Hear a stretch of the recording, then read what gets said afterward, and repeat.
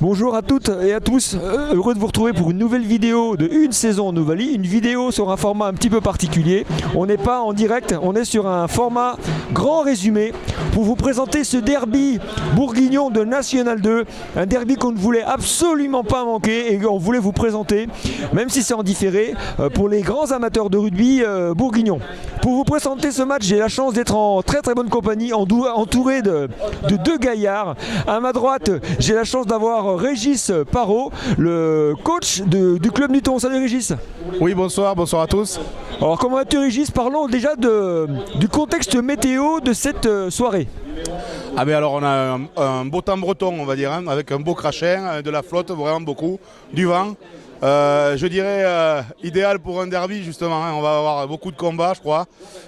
Les Dijonais vont avoir fort à faire ça au fort tonnage Mâconnais. On va voir vraiment un match, peut-être pas avec des grandes envolées mais avec un gros combat, ça c'est sûr, ce sera nécessaire. Et bah parfait, merci Régis, très belle introduction. Et puis à ma gauche, j'ai Lorenzo Medana, le pilier droit du club Nuiton, un autre homme fort. Alors Lorenzo, un derby, c'est pas un match comme les autres. Qu'est-ce qui rend ce derby si particulier? Un derby, ça se gagne hein, tout d'abord, surtout voilà, quand c'est deux régions de Bourgogne où il y a très peu de clubs, donc il y a une grosse rivalité. Donc le Stade Dijonnais doit vraiment de réussir son match, et surtout à la maison pour se relancer dans le championnat qui est très serré. Alors tu vas maintenir le micro, on va présenter les compositions des équipes et je vais vous faire travailler messieurs. Donc Lorenzo, tu as la composition de l'équipe de Mâcon, bah, on va commencer par elle, je te laisse donner le nom des joueurs, vas-y. Entendu. Alors en numéro 1 on aura Kérin, en numéro 2 Pépin, en 3 en numéro 3 Taniela Coroy, en 4 Giraud, en 5 Birambo, en 6 Favier, en 8 Jonetani Coroy, en 7 Fernandez Gilles, en 9 Périgodet, en 10 Debrac, en 11 Doucet, en 12 Miochet, en 13 Lavaux hein, qui vient de Nuit, en 14 Pitavino et en 15 son frère, Florian Lavaux.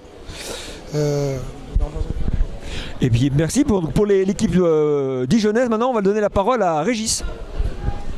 Bien alors Dijon va jouer ainsi: en 1 Jérémy Becasso, en 2 Benjamin Nem, en 3 Mgouka, en 4 Tessèdre, en 5 Chabriol, en 6 Osbar, en 7 Magne, en 8 Dapoula, en 9 Marion, en 10 Vanderbank, en 11 Caramel, en 12 Liabo qui sera le capitaine, en 13 L'Aiglon, en 14 Pérez et en 15 Fuster.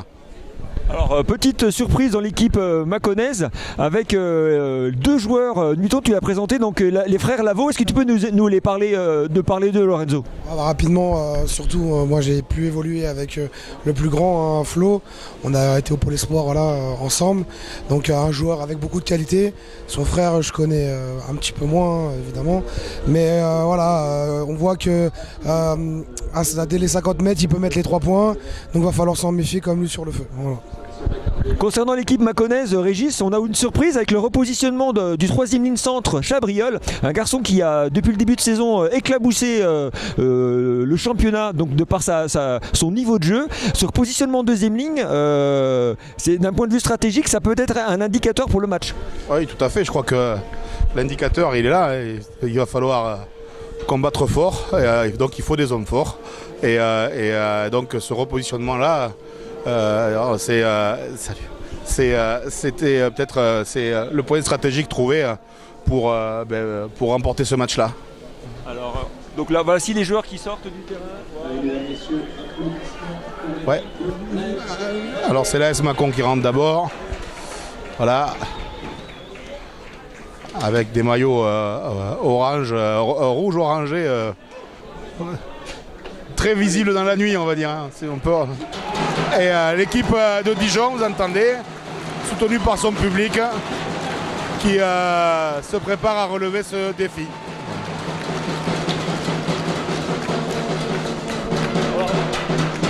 On va présenter le trio arbitral. Donc au centre on a Mélissa Leboeuf qui sera assistée à la touche de Simon Descaillots et de Nicolas Brégan. Ah, tout à fait, nous Mélissa Leboeuf, on l'a déjà croisé. Et, pour nous, et j'espère que ce sera encore le cas ce soir, j'espère qu'elle tiendra le match comme elle sait bien les tenir et en plus avec un état d'esprit vis-à-vis des joueurs qui est toujours excellent, je trouve, à mon avis. Alors Lorenzo, coup d'envoi donné par les Dijonais face au vent. On peut parler notamment du vent. Effectivement, comme on peut constater, on a un vent qui vient là par la gauche très très très fort. Donc là, le coup d'envoi va être primordial de bien le réussir pour bien se lancer dans ce début de match. Mais voilà, c'est vraiment un temps très hivernal et très compliqué à jouer avec ces conditions. Garde le micro en main pour que tu lui donnes la bouche. Et c'est parti pour 40 minutes de bonheur avec un coup d'envoi donc donné par les Dijonais. Et premier coup de pied en touche, mais le ballon ne sort pas. Si, non, toujours pas. Donc avec première percussion là, du numéro 8, Coroy, le joueur Mâconnais. Voilà, on fait un temps un petit peu lent sur cette sortie de balle.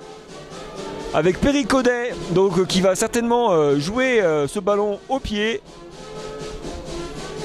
Les Dijonais voilà, sont bien en place avec le troisième ligne d'origine sud-africaine. Même chose, encore un ballon lent.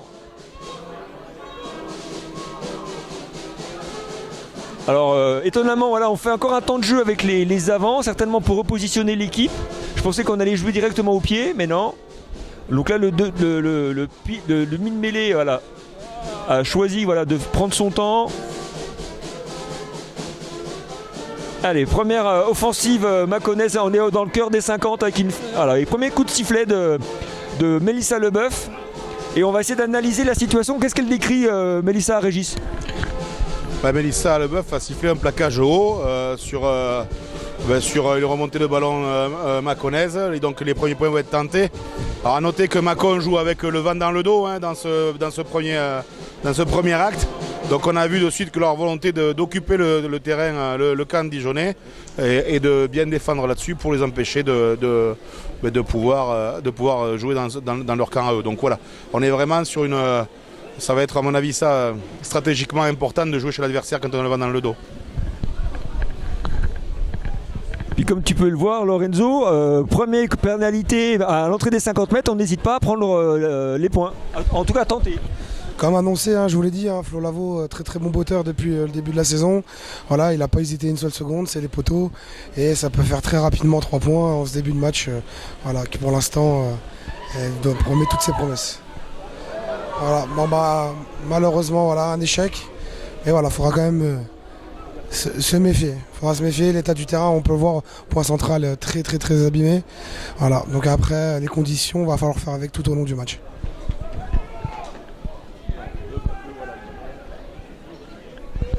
Donc le ballon, donc pour le demi-ouverture, pardon. Allez, c'est vrai que première rentrée des Mâconnais dans le camp dijonnais. Alors là, on joue donc dans un petit périmètre. Voilà, est-ce qu'on écarte? Ouais, première offensive, la première fois que les 3 quarts touchent le ballon avec Vlavo qui trouve un bon coup de pied dans l'angle. Aujourd'hui, on risque d'avoir beaucoup de jeux au pied, Lorenzo. Ouais, effectivement, aujourd'hui, il y aura énormément de jeux au pied. On voit là l'agressivité de Mâcon en ce début de match. Voilà, ils ont vraiment envie d'occuper le terrain et on ressent l'envie d'aller chercher vraiment tout de suite des points.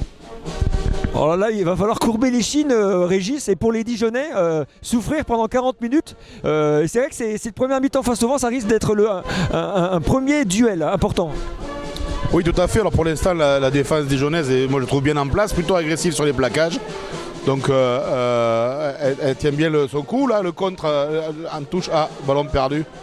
On risque d'avoir la première mêlée. Et là, du coup, on va être vite renseigné justement sur ce qui peut se passer entre les deux packs. Ça va être un moment important, une mêlée proche de la ligne d'en but dijonnaise. Et on va pouvoir voir les deux packs s'expliquer. Et après, ce petit cafouillage en touche, dommage.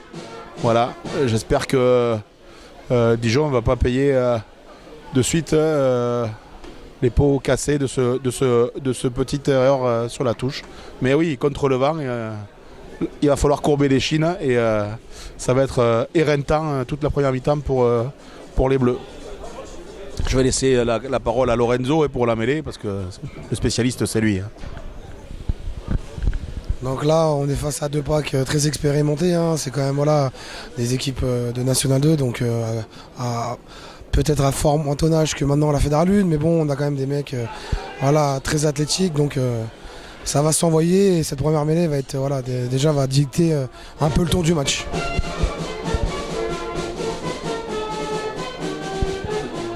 L'attitude des premières lignes va être importante à observer. Est-ce qu'on va essayer de bien la décrire? Voilà, on voit là c'est très bas, hein, voilà, pour mettre au supplice hein, le pack d'en face. Là on voit Macon qui prend un peu l'ascendant, voire totalement. Et derrière, voilà, ils peuvent dérouler leur jeu.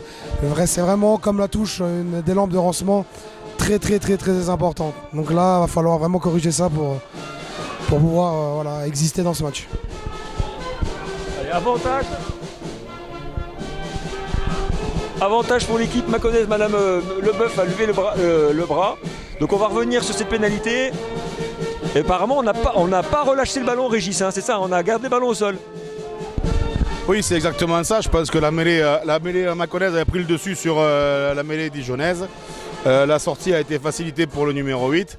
Et sur deux enchaînements avec du jeu très proche de la zone de conservation, un Dijonnais s'est mis à la faute en plaquant mais en ne relâchant pas le porteur avant de contester. Alors là, pénalité. Joue à la main.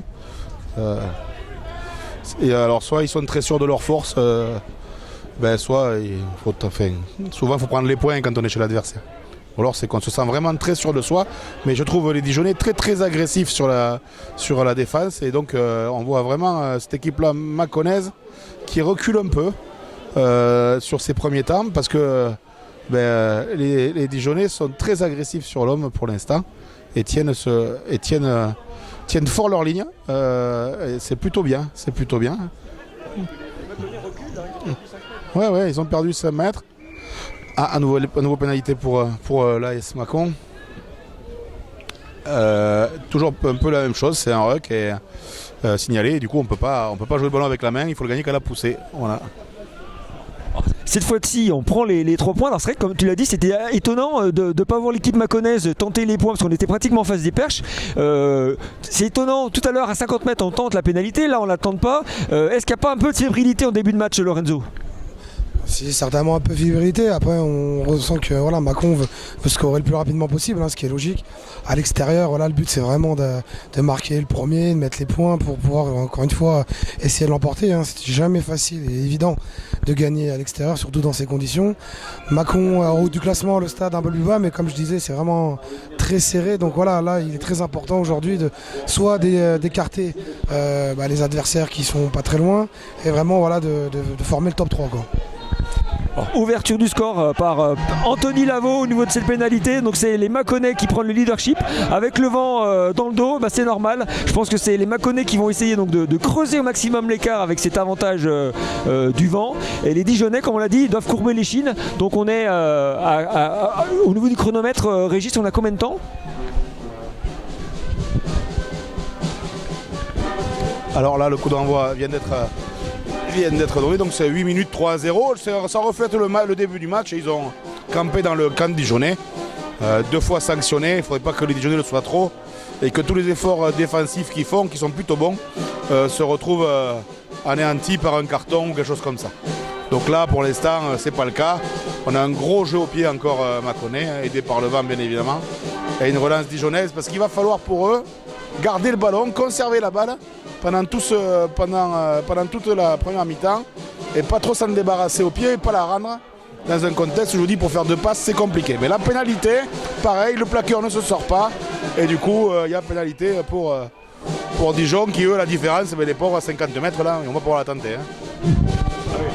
Alors, on n'a pas signalé le repositionnement aussi de Yann Debrac à l'ouverture aujourd'hui. Yann Debrac était demi de mêlée la semaine passée dans le duel Mâconnais face à l'équipe florentine. Donc on a choisi de mettre un joueur avec de l'expérience en charnière, et c'est vrai que Debrac, c'est un garçon d'expérience, un garçon qui a vraiment beaucoup de maturité. Tu connais peut-être pas trop, Lorenzo? Ouais, c'est vrai que les lignes arrière, je suis pas spécialiste là-dedans, mais voilà. Encore une fois, là, on peut féliciter le stade, malgré l'ouverture du score de Mâcon. On assiste vraiment à une défense très agressive. Et voilà, on attend vraiment une réaction de leur part. Allez, on va... Voilà. Touche cafouillée. On peut voir que ça ressort quand même en faveur du stade dijonnais. Donc voilà, ils vont pouvoir lancer le jeu, même si c'est un peu haché. On repart un peu voilà, sur les avants, toujours les avants, ça avance. Grosse avancée. Ça va permettre vraiment voilà, de lancer les lignes arrière, ce qui ne devrait pas tarder à être fait. Voilà. On va pouvoir lancer la cavalerie. Et encore une fois, voilà, une faute vient perturber le lancement, on revient au point initial. On regarde la gestuelle de Madame Péricaudet, mais apparemment il y a eu en avant. Alors j'ai l'impression qu'au niveau des lancements de jeu dijonnais, on est un petit peu plus lent que ce que pouvait proposer Mâcon lors de leur temps de possession. Donc une équipe dijonnaise qui peut-être manque de rapidité, de fluidité dans les lancements de jeu. Est-ce que la météo ou le début de match est peut-être à l'origine voilà, de cette fébrilité, on peut dire? Ouais, alors je pense que là, oui, comme tu l'as dit, les conditions font que c'est compliqué. Ça fait 2 touches qui sont bien contestées sur 2 lancers dijonnais qui sont bien contestés par les Mâconnais, qui empêchent peut-être Dijon de construire le jeu comme ils l'entendent. En tout cas, là, on a vu quand même une grosse avancée de leur pilier, ça c'est plutôt une bonne chose. Et du coup, voilà, c'est maintenant Mâcon qui est sanctionné après en avant, et maintenant, comme ils parlent, ils vont prendre 10 mètres de plus.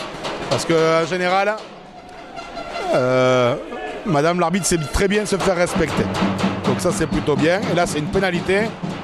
Et je pense que là malheureusement, ils vont être obligés de... Alors c'était racassé au départ, hein, mais comme il y a contestation, c'est transformé en pénalité. Ils vont aller en touche à nouveau. Et c'est peut-être un moment important pour Dijon, parce que marquer contre le vent dans ces conditions-là, ce serait vraiment bien pour eux. Donc là on a sur une touche à 5 mètres, on va te donner la parole Lorenzo pour nous décrire à nouveau ces touches importantes à 5 mètres, pénal touche qui peut être importante. Là effectivement ils ont choisi d'aller en touche, car le temps voilà, se prête pas pour prendre les 3 points.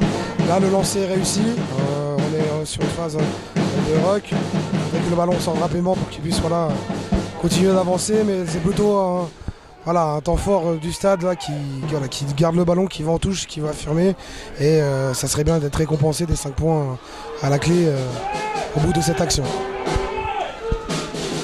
Voilà, donc on voit les avants voilà, qui font le travail en faisant des pick and go.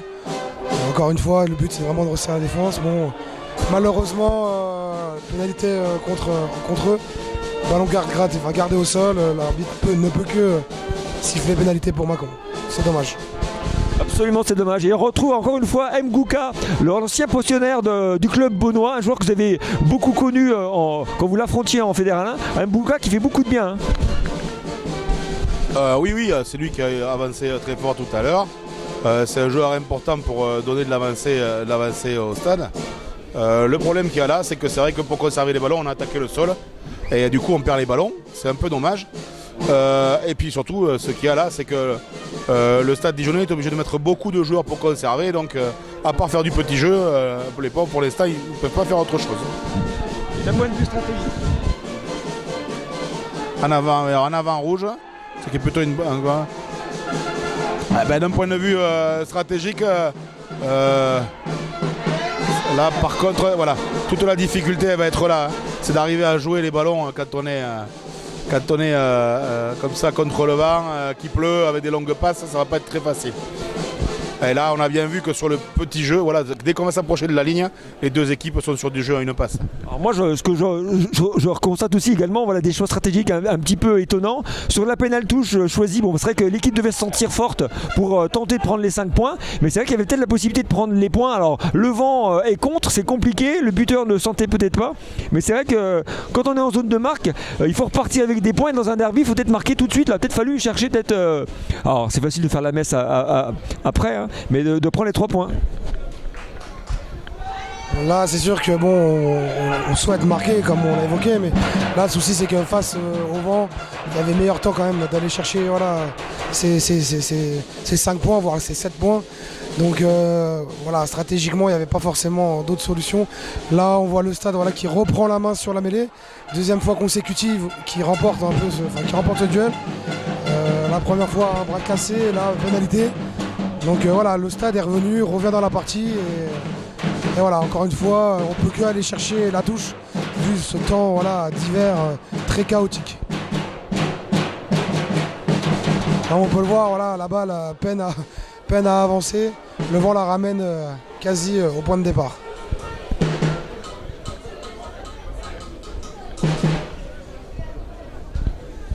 Donc là, comme on a pu voir aussi, hein, les touches sont pas mal bataillées, hein, on se rend coup pour coup.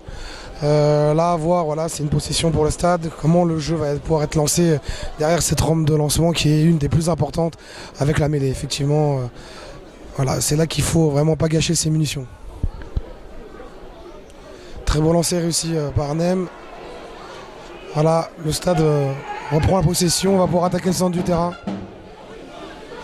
Mais comme on peut le constater hein, de part et d'autre, c'est vraiment des défenses très très agressives. Le niveau en National 2 est quand même très élevé, hein, ça envoie du jeu, comme on peut dire. Et malgré un temps très dur, on n'hésite pas quand même voilà, à s'envoyer de la balle, à aller chercher vraiment les extérieurs. Voilà, ballon rendu facilement au 14 hein, du Stade qui va pouvoir une contre-attaque. Encore une fois, voilà, c'est d'occuper, d'aller chercher quelque chose, hein, pour dominer. Avoir le ballon, c'est bien, mais voilà, faut aller marquer. Et là, comme on peut voir, une touche a été trouvée. La possession va être rendue au Stade. On va suivre cette touche avec Régis, une touche importante dans son camp des Mâconnais dans les 22 mètres, c'est ça? Comme il y a eu un avant que le ballon sorte, c'est au choix de l'équipe et du coup c'est les Dijonais qui je pense se sont sentis forts sur la dernière mêlée, ont décidé de reprendre la mêlée. Mais là, Madame l'arbitre a arrêté le jeu parce que je pense qu'elle n'est pas trop contente des tenues de mêlée depuis le début du match. Voilà. Donc là, on est sur des situations assez intéressantes. Une petite erreur de main mâconnaise hein, qui fait que Dijon récupère un ballon intéressant. Après une séquence de 2-3 enchaînements et d'un jeu au pied dans le dos. Voilà, ça aussi, il faudra compter aussi sur les erreurs de l'adversaire parce qu'il va y en avoir automatiquement. Plus le temps va passer, et plus le ballon, le terrain vont devenir difficilement contrôlables ou avec peu d'appui pour les joueurs. Voilà. Là, c'est oui, pénalité encore. Ouais, il est par terre en plus. Voilà. Il a un genou par terre, donc le problème est réglé. C'est compliqué, je vous ai entendu tout à l'heure à ce que vous disiez, tenter les pénalités. Hein. Même à 30 mètres là, le ballon il va pas jusqu'au poteau. C'est hyper compliqué, même pour un bon buteur, de pouvoir botter au-delà de 15 mètres là aujourd'hui. En plus, comme le vent est un peu en diagonale, vraiment il était contre le vent. De l'autre côté là-bas, c'est assez difficile de buter et de vouloir prendre les points. Très très compliqué. Donc nouvelle touche pour le Stade, qui gère bien cette mi-temps pour l'instant contre le vent, il n'y a rien à dire. Ils sont plutôt dans le camp mâconnais, et ça c'est bien, même si bon, c'est pas les occasions franches, parce que la ligne défensive mâconnaise est très très très très puissante, très bien installée, et empêche le Stade d'avancer et de pouvoir mettre du rythme. C'est assez compliqué, voilà. Il faudrait que ces ballons sortent un peu plus vite là si on voulait faire quelque chose, mais non, c'est voilà, ou de l'axe pur. Voilà, c'est ce qui est tenté. Là, attention, parce que là, ils sont tombés. Voilà. On est tombé vraiment dans le camp Mâconnais. Et du coup, les gratteurs Mâconnais très efficaces ont pu récupérer une pénalité. Voilà. C'est vrai que l'axe, c'est sûrement une des solutions, mais seul, ce sera toujours difficile. Et Mâcon va donc pouvoir se dégager. Et vous allez voir que de ce côté-là de la touche, ça va. Voilà. Vous voyez, c'est toujours le même problème. Voilà, le ballon il sort, mais ça va pas très loin non plus. Donc c'est des conditions vraiment dantesques, vraiment dantesques. C'est vrai que les conditions sont compliquées. On a passé l'après-midi avec le club d'Is-sur-Tille et les U14 d'Is-sur-Tille à Chenauve dans des conditions météo compliquées. Alors moi j'ai l'impression Lorenzo que le début de match c'est les occasions manquées pour les Dijonais. Hein. Ils ont l'avantage dans le camp Mâconnais avec le ballon et malheureusement par des fautes, voilà, des imprécisions, ils récoltent des pénalités contre eux et qui permet à Mâcon de se dégager. Donc trop d'imprécisions pour Dijon pour l'instant. Donc là, effectivement, comme a pu le dire Régis, malgré face au vent, le stade est plutôt dans le coup. Mais là, voilà, des munitions sont trop gâchées, dû à un manque d'efficacité dans l'avancée. Et voilà, une très bonne défense de Mâcon en place qui gratte tous les ballons qu'ils peuvent. Et voilà, c'est récompensé, c'est payé. Et ça leur permet de dépasser la ligne médiane et d'obtenir, d'arriver sur une mêlée.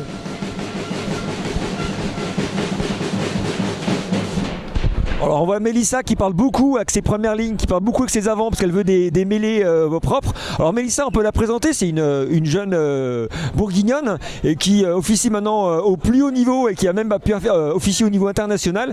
C'est aussi le savoir-faire dans la formation bourguignonne au niveau des joueurs mais aussi du corps arbitral. C'est une belle satisfaction, Mélissa.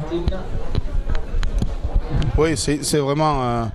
un arbitre, moi ça fait partie des gens que j'aime bien croiser quand on est en arbitré, voilà, et c'est vrai qu'elle est destinée sur le haut niveau et c'est une fierté bourguignonne, oui, parce que c'est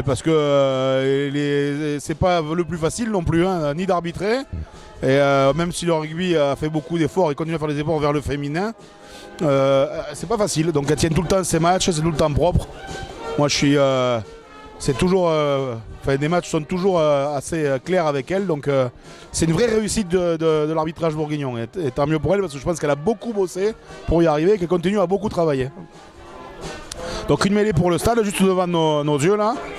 On refera. C'est une catastrophe, hein, leur mêlée là. Ils n'arrivent pas à stabiliser les mêlées. Je pense qu'elle va bientôt s'agacer. Hein. Parce qu'elle va en avoir un peu marre. Alors, pour l'instant, elle a fait preuve de patience parce qu'elle tient compte de l'état du terrain aussi. Hein. Pour les joueurs de première ligne, avec la pression qu'il y a, c'est pas évident de trouver les appuis. Donc elle tient compte de ça.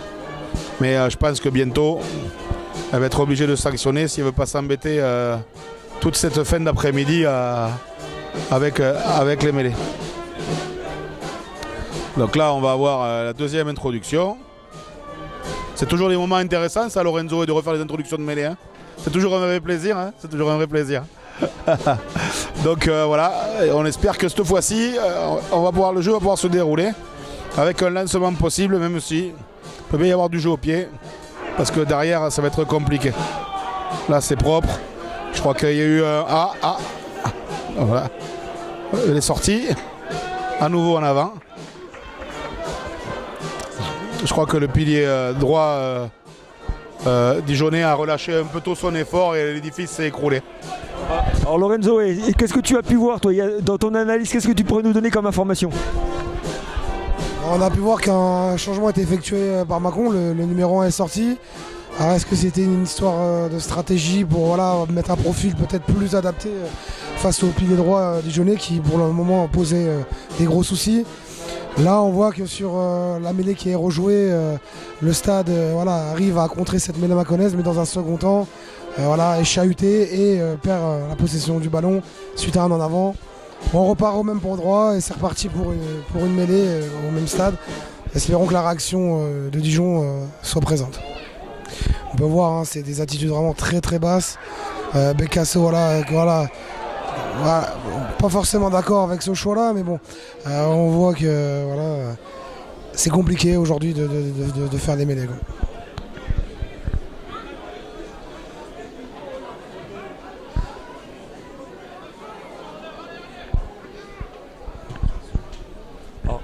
pénalité offerte au Mâconnais et puis Debrac qui va là gagner du terrain. Alors je suis étonné, c'est vrai que pour son coup de pied voilà, n'a fait gagner que 20 mètres, c'est un petit peu maigre. Mais en tout cas, voilà, c'est sorti, je pense qu'on joue la prudence du côté de Mâcon et on va avoir une belle touche.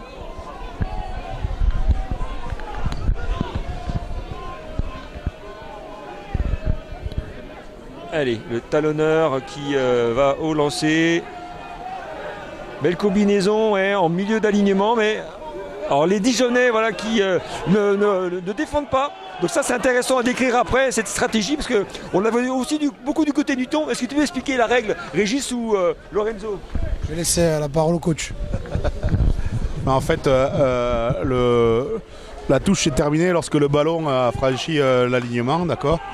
Et si le ballon reste au front, c'est-à-dire porté par le capteur, il peut avancer et on peut, à partir du moment là où on peut plaquer directement le porteur. Par contre, s'il le passe au fond avant de franchir, s'il le passe derrière, eh bien, il y a un contact si on touche d'autres joueurs, parce que obstruction de la part des joueurs qui sont devant. Donc c'est une mêlée qui ressort. Et c'est vrai que nous, on l'a beaucoup utilisé, qu'on l'utilise un petit peu encore. Mais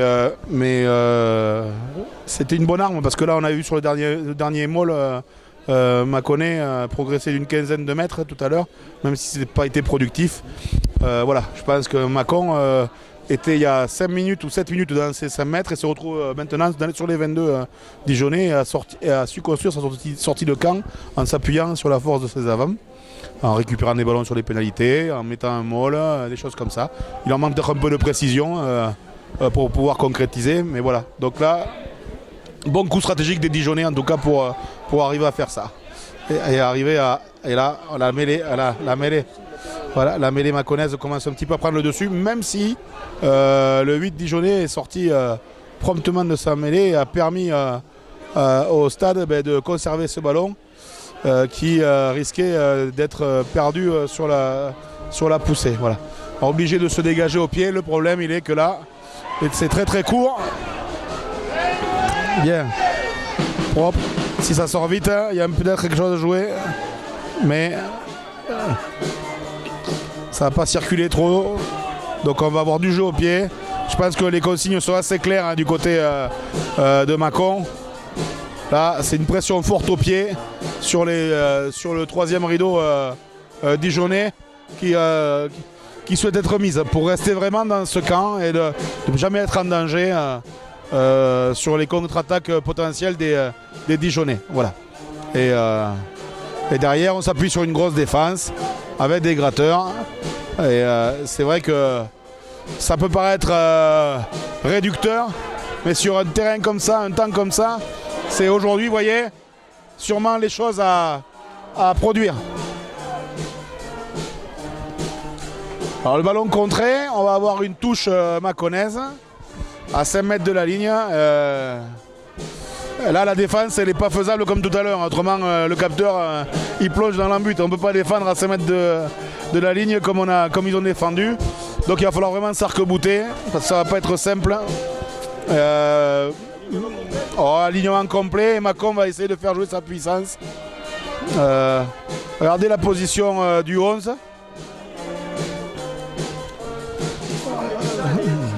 Ouais. Voilà. Regardez, le 9 est devant aussi, le 11 est en relayeur. Donc c'est un alignement à 8 de la part à 9 même de la part de Mâcon. Voilà, le 12 est devant aussi. Vous avez vu, ils ont mis un paquet de joueurs pour tous les joueurs, tous les trois quarts dans le but de pouvoir enfoncer ensemble les Dijonnais jusqu'à l'embut. Voilà, derrière que c'est pénalité. Voilà. Et c'est de pénalité. Voilà. Alors c'est normalement c'est ce qui peut arriver. C'est automatique. Alors pas sur mêlée apparemment, parce que nous ça nous est arrivé. On sait que c'est sur mêlée c'est plus automatique. Voilà. Et je pense qu'elle va appeler le joueur qu'elle a repéré fautif et elle va le sortir. Voilà, elle est logique dans sa décision, on va dire. Hein. Voilà. Donc Voilà, c'est le numéro 5. Ouais, voilà. Voilà. Donc ça fait c'est payé cash. Hein, voilà. Je vous l'ai dit, là, Mâcon, depuis 10 minutes, pose son empreinte quand même, sa puissance, avec le vent dans le dos. Alors mon petit Lorenzo, là, quand on vient de se prendre un essai de pénalité et qu'il faut repartir au combat, dans quel état d'esprit on peut être et quel état d'esprit doivent être les joueurs mâconnais Dijonnais, pardon. Ah, ça fait mal, se faire prendre un peu devant, chahuter comme ça, c'est toujours douloureux, mais bon, encore une fois, voilà, on est qu'à la 30e de jeu, jusqu'à présent, voilà, ça se tenait, mais il faut repartir à la guerre et il faut aller scorer, voilà, avant la mi-temps pour repartir sur une seconde, voilà, pas égalité ou même reprendre l'ascendant, mais ouais, c'est très très dur de repartir après un essai de pénalité comme ça, sachant qu'en plus il y a une double peine, il y a le carton jaune qui a été donné. Donc il faut se remobiliser, il ne faut pas baisser les bras. Et là, voilà, comme on dit, il faut tout donner, il faut jouer avec le cœur. C'est à 15 contre 14, il n'y a pas le choix. Et il faut se remettre la tête en avant. Donc là, c'est bien, ils vont pouvoir se redégager et pouvoir aller, au moins, espérons, sur la ligne des 40 de Mâcon. Et pouvoir, à leur tour, lancer le jeu. Voilà, petite touche trouvée, non, touche non trouvée. Grosse pression en dessous, des Dijonnais. Encore une fois, en infériorité, il va falloir vraiment qu'ils fassent le dos rond et que jusqu'à la mi-temps, même s'ils n'arrivent pas à scorer, qu'ils puissent au moins défendre ce score pour à 15 faire basculer la tendance. Le vent est très fort, aide vraiment cette équipe de Mâcon qui est déjà dans l'avancée depuis le début du match. Et avec ce vent dans le dos, fait qu'ils puissent être facilement dans le camp des Dijonnais. On décide de jouer à la main pour le moment avant de pouvoir se dégager. Mais encore une fois, les conditions sont tellement compliquées que vaut mieux à la limite assurer le jeu à la main que de botter en touche.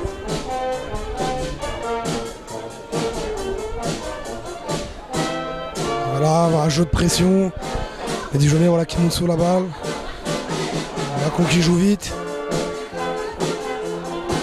On rentre à la 30e, on rentre un peu dans le money time de la première mi-temps. Ça va jouer un peu dans tous les sens.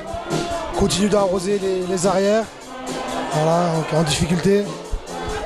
Encore une fois, on peut voir cette équipe mâconnaise utiliser le jeu au pied à souhait et mettre sous pression ces Dijonnais. Choix difficile pour l'arbitre à voir ce qui peut être sifflé, les observables. Petite touche trouvée de Dijon pour sauver les meubles. Ah, c'est compliqué là, le choc Dijon est en train de baisser le pavillon physiquement, Régis.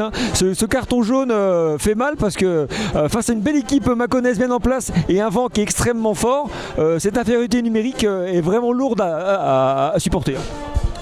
Oui, c'était le risque, je vous disais tout à l'heure, prendre un carton, ça peut vite faire les choses. En plus, Dijon multiplie un peu les erreurs individuelles et les paye cash. Donc c'est le contre tout à l'heure qui amène la touche, qui amène l'essai. Là, le 8 là-bas qui échappe le ballon et on se retrouve sous pression. Là, le 10 pareil. Et les deux équipes, c'est dans ce cas-là, parce que tout à l'heure, c'était le 15 Mâconnais. Là, Mâcon a l'air plus clinique depuis un quart d'heure, 20 minutes. Là, Dijonnais viennent d'échapper belle, donc c'est une touche erreur des Mâconnais et donc les Dijonnais récupèrent une mêlée. Ça aurait pu faire encore un essai de pénalité tellement les Mâconnais étaient puissants et en bonne position. Oui, après il va falloir résister à la mêlée à 7 contre 8 et ça risque d'être un peu compliqué, même si on fait remonter un 3 quarts sur un poste de troisième lignel. Ça risque d'être un peu complexe. C'est Lucas qui va s'y coller.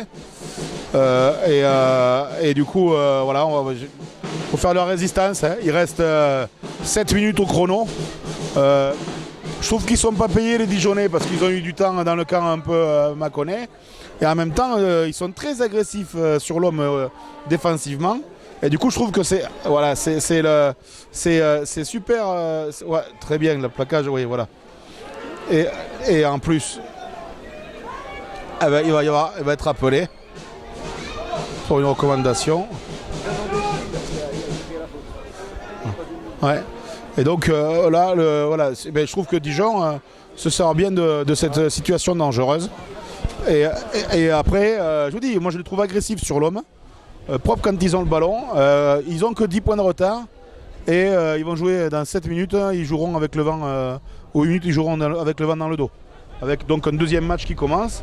Et il va falloir, j'espère pour eux, qu'ils vont pouvoir relever ce défi. Mais contre le vent, ils font plutôt une première mi-temps, hormis ces quelques erreurs individuelles. Pour l'instant, il faut une première demi-heure qui est cohérente. Et en face, on a Mâcon qui est très clinique. Donc c'est pour ça qu'on a un score à la fois serré et une domination mâconnaise quand même. Voilà, des petites erreurs comme ça, les ballons qui tombent, des choses comme ça. Ça, c'est toujours difficile à 20 mètres de sa ligne parce qu'on peut vite prendre des points. Alors, le ballon, c'est une vraie savonnette. Alors, pour le talonneur, c'est compliqué à lancer. Pour le sauteur, c'est compliqué à récupérer. Et pour les soutiens en touche, alors on peut en parler des soutiens parce qu'on fait la part belle au gars qui récupère le ballon et au talonneur qui lance le ballon. Mais les soutiens sont importants.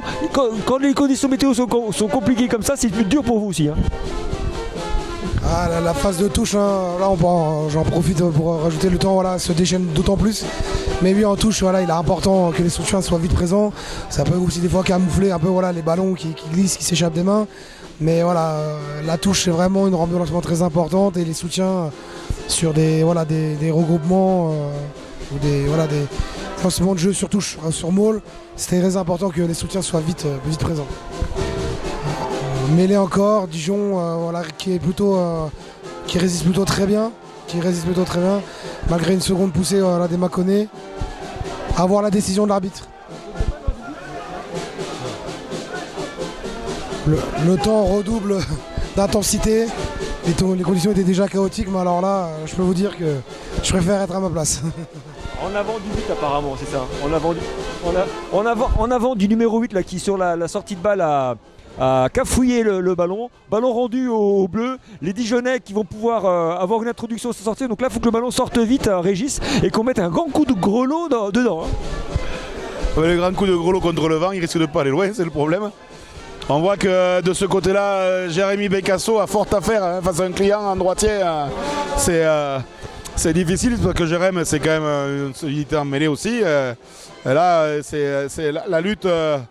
Ouais, là c'est très très très bas sur la résistance, c'est hyper compliqué et ils obtiennent une pénalité. À mon avis, il va y avoir un carton. Ça va équilibrer les choses. Il va y avoir un petit carton peut-être. J'espère qu'on va voir quelque chose. Alors là, j'espère qu'il va y avoir carton pour les deux. Autrement, ça va être compliqué. Aïe aïe aïe aïe aïe aïe. 13, je crois qu'elle en a marre de leur comportement en mêlée de manière générale, je crois. Voilà. Donc c'est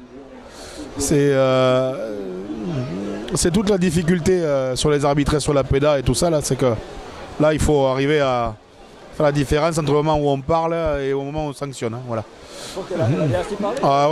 Oui, elle a été très claire.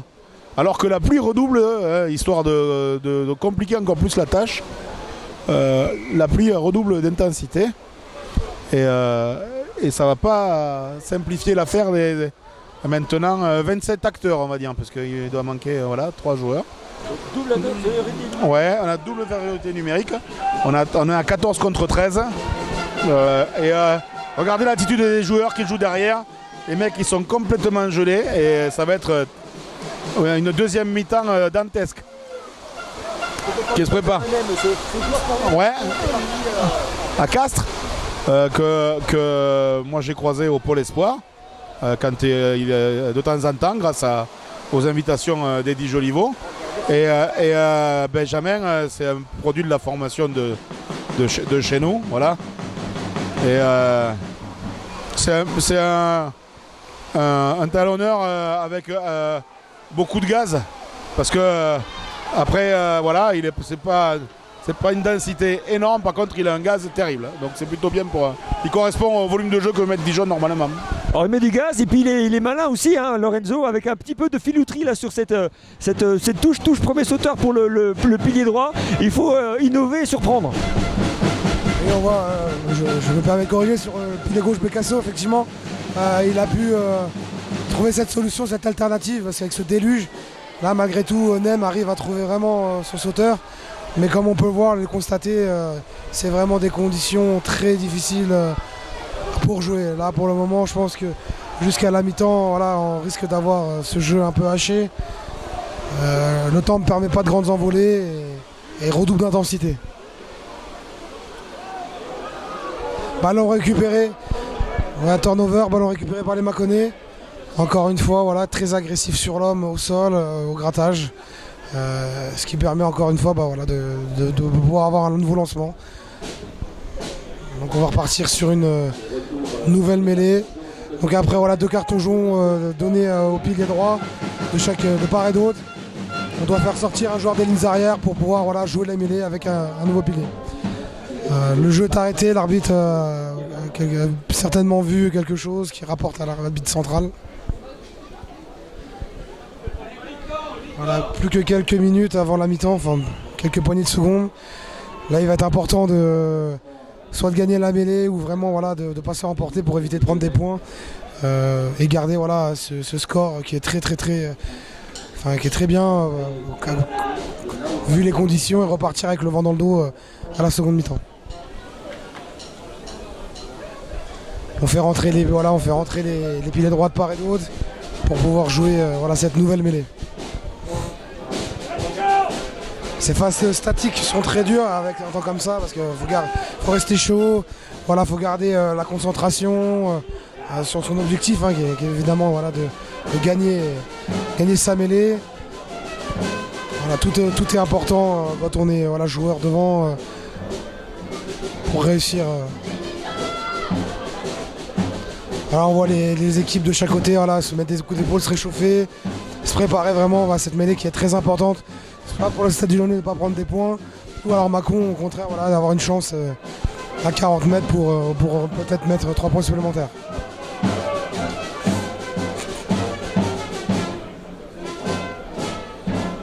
Voilà, sur des mêlées très importantes, malgré les infériorités, on reste à 8, on ne prend pas de risque pour que ça reste équilibré.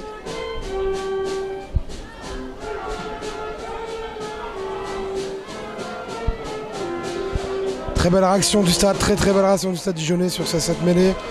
Pour que le ballon sorte, voilà, c'est très bien. Pénalité méritée du Stade Dijonais voilà, qui ont avancé sur cette première flexion. La mi-temps, ça va être l'heure de la mi-temps. Voilà. Ils décident d'aller en touche et d'arrêter un peu ce supplice. Le temps catastrophique. Voilà. Mi-temps pour les deux équipes méritées. J'espère qu'ils auront des boissons chaudes dans le vestiaire. Alors on va retour au vestiaire avec Pierre Birambeau, le capitaine qui échange beaucoup avec l'arbitre. Alors on va faire un plan large, comme vous pouvez le voir, c'est la pause au stade Bourillot, les gens vont aller à la buvette. Nous on va faire une petite pause également et on reviendra quelques minutes avant le coup d'envoi de la deuxième mi-temps pour débriefer avec Régis et Lorenzo. A tout de suite. Allez, nous voici de retour pour cette deuxième mi-temps. Les joueurs mâconnais sont déjà sur le pré. Alors Régis, après une première mi-temps dantesque, du côté de Mâcon, qu'est-ce qu'on a dû dire aux joueurs ? Je pense que, à mon avis, quand même, les entraîneurs ont regretté quelques actions manquées qui auraient dû permettre à Mâcon de scorer plus que ceux qui n'ont scoré. Ça c'est le premier point. Maintenant, ils ont sûrement demandé à leurs joueurs de mettre la main sur le ballon, de pousser les Dijonnais à la faute sur les phases simples, sur la mêlée, les molles, pour pouvoir garder la balle. Ça va être ça pour eux, garder la balle, c'est important. Et Lorenzo, du côté dijonnais, qu'est-ce qu'on a dû se dire ? On a souffert, on a courbé les chines pendant 40 minutes. Qu'est-ce qu'on se dit à la mi-temps pour repartir de plus belle ? Malgré tout, voilà, ils font une première mi-temps voilà, mais finalement le score face au vent est que de 10-0. Donc là, entraîneur du stade a dit voilà, qu'il ne fallait pas baisser les bras, je pense, et repartir fort. Parce que je pense que c'est l'équipe qui va sortir du vestiaire avec le plus envie, qui va réussir à remporter ce match, parce que rien n'est fait. Là, ils vont pouvoir s'appuyer avec le vent. Donc voilà, ça va être relancé pour le Stade Dijonnais et voilà, ça peut être prometteur pour eux. Voilà. On voit déjà de suite voilà, le jeu renvoyé, le vent aide énormément les deux équipes, a pu aider Mâcon en première mi-temps et là le Stade dans un second. Donc là le Stade a toutes les cartes en main pour renverser la tendance et pourquoi pas aller voilà, chatouiller cette équipe de Mâcon. On n'a pas parlé du classement, Lorenzo, mais c'est vrai qu'on est dans un choc un derby bourguignon, donc c'est un choc important pour le rugby local, mais on est sur deux dynamiques complètement différentes au niveau des équipes. Une équipe mâconnaise qui a retrouvé son rugby par rapport à la saison dernière, parce qu'il n'y a pas eu de grands changements de joueurs, il y a une grande stabilité, mais une équipe mâconnaise qui est leader de la Nationale 2, tandis que Dijon continue encore à chercher son rugby et souffre dans le queue et donc dans le ventre mou de la Nationale 2. Effectivement, voilà, comme tu le disais, Mâcon, ils ont gardé un effectif assez stable, alors que le Stade voilà, a un peu modulé son effectif. Il y a eu beaucoup d'arrivées. Maintenant, les joueurs sont plus réactifs. Il y a, je pense, beaucoup moins de professionnels, voire plus du tout par rapport à avant. Donc voilà, le Stade est positionné 10e, il me semble. Ils ont voulu apparaître en National 2. C'est un choix qu'ils assument, je trouve, plutôt très très bien, car on voit, ils se tiennent à une mouchoir de poche avec 4 ou 5 équipes qui sont au-dessus. Et là, l'opération, ça serait de remporter ce match aujourd'hui pour remonter dans ce classement où on voit que cette Nationale 2 est très homogène, équilibrée, dans le creux dans le milieu du tableau, quoi. Donc l'opération est vraiment d'aller pour le Stade aujourd'hui de récupérer ses points et de s'affirmer à domicile et d'envoyer certainement aussi un message, comme ils ont pu le faire face à Nîmes, que ici à Dijon ça va être très compliqué de venir gagner. Donc encore une fois, à eux de prouver face à une très solide équipe de Mâcon aujourd'hui qui lâche pas le morceau et qui est encore une fois là dans leurs 30 mètres, prêt à lancer le jeu, pourquoi pas.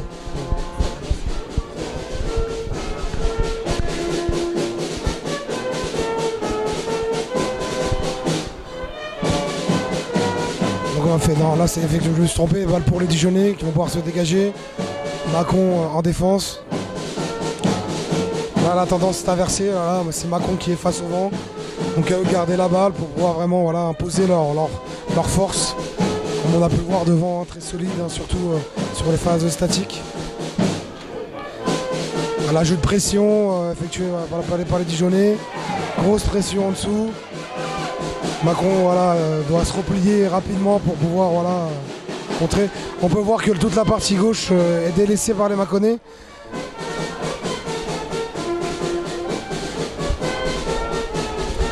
Turnover, ballon récupéré par les Mâconnais. Voilà. Touche directe, donc du coup on revient à l'endroit où le coup de pied a été tapé pour Dijon en termes de possession. Alors avec Lorenzo, Régis, on parlait de cette Nationale 2. C'est vraiment une belle réussite sportive vu la densité des deux poules, groupe 1 et groupe 2, et le niveau de jeu affiché tout le week-end. Tout à fait, ça prouve bien que c'était nécessaire, qu'il fallait vraiment créer ce niveau intermédiaire et que l'on voit que toutes les équipes qui sont à ce niveau-là méritent d'exister et vivent très bien à ce niveau-là. Pour rappel, l'équipe de Salles qui nous a éliminés l'année dernière est première de sa poule. Et donc c'est des équipes qui ont ce niveau et on voit des choses vraiment... je vous dis, moi ce soir, je sais pas, bien sûr que c'est pas un grand match de rugby avec des envolées, mais dans l'engagement, dans l'aspect stratégique, technique, on voit des choses qui sont, que ce niveau-là permet grâce à des joueurs expérimentés et qui correspondent vraiment au niveau dans lequel ils sont. Depuis le début du match, on voit, depuis le début de la mi-temps, on voit que Mâcon sur le jeu au pied a des difficultés, comme le Stade les a eu tout à l'heure. Donc on devrait avoir peut-être, si le Stade arrive à mettre la main sur le ballon dans le camp mâconnais, une mi-temps un peu copie conforme de celle qu'on a vue tout à l'heure. D'un point de vue économique, on aborde aussi avec Lorenzo l'aspect pluriactif. Le nerf de la guerre, c'est quand même l'argent dans le rugby moderne. Cette Nationale 2 était importante pour, déjà d'un point de vue sportif, pour que les meilleures équipes jouent ensemble, mais aussi les équipes avec des budgets conséquents. Mais on a vu quand même qu'il y a eu un changement de politique de nombreux clubs cette saison, avec un retour au modèle pluriactif. Peut-être que lors de la première saison de Nationale 2, il y avait eu peut-être des choix stratégiques au niveau des clubs ou des politiques qui étaient un petit peu trop ambitieuses. Oui, il y avait une course à l'armement, je pense, de clubs qui la Fédérale 1 devenant le 5e niveau nationale voulait surtout continuer d'exister sur le 3e niveau qui est la nationale ou alors sur le 4e niveau, mais avec toujours l'ambition de monter sur ce 3e niveau. Donc du coup, oui, il y a eu une course à l'armement. Aujourd'hui, on est revenu à des choses peut-être un peu plus normales, on va dire. Même si on voit, nous, très souvent le dimanche en Fédéral 1, des clubs très bien équipés, notamment en contrat aussi, et des joueurs qui sont pros, enfin, qui jouent, qui s'entraînent et qui vivent du rugby. Alors moi là-dessus, j'ai aucune jalousie. Hein, chacun fait comme il l'entend et comme il le peut. Mais c'est vrai que il faudra peut-être un jour se pencher sur 2 ou 3 trucs. Voilà, quoi qu'il arrive. Toi, Lorenzo, qui est au cœur du jeu, hein, qui est encore acteur de ce jeu, est-ce que voilà, cette transition entre le monde amateur et le monde professionnel se réussit et une réussite ou pas avec cette Nationale 2 selon toi? Oui, après nous on peut le constater déjà en termes de Fédéral 1. C'est vrai que sur le terrain, voilà, il y a vraiment des fois 2 salles, 2 ambiances, hein, comme on peut dire. Hein. Les équipes arrivent très costauds, très solides. Hein. On a pu avoir Chartres dans nos poules cette année qui voulait effectivement prendre la place du Stade Dijonnais. Du moins, ils auraient aimé prendre cette place. Ça ne s'est pas fait hein, pour plusieurs raisons certainement. Mais voilà, on est face quand même à des équipes dans chacun des championnats où il y a quand même à chaque fois un top 5 très solide en termes de budget, en termes de structure, en termes d'effectifs. Et c'est à nous, petites équipes ou petites équipes, de réagir en fonction et de s'adapter pour pouvoir exister dans ces championnats. Monsieur Lorenzo, j'imagine que c'est quand même une fierté quand tu arrives avec un modèle amateur, des joueurs plus réactifs. Vous arrivez à taper de grosses écuries parce qu'à Nuit-Saint-Georges, vous avez cette saison la possibilité donc de battre Chartres, battre le Servette. C'est des équipes qui ont des ambitions autres que la Fédéral 1. D'un point de vue purement sportif, c'est quand même une grosse satisfaction et ça file la banane la semaine suivante. Hein.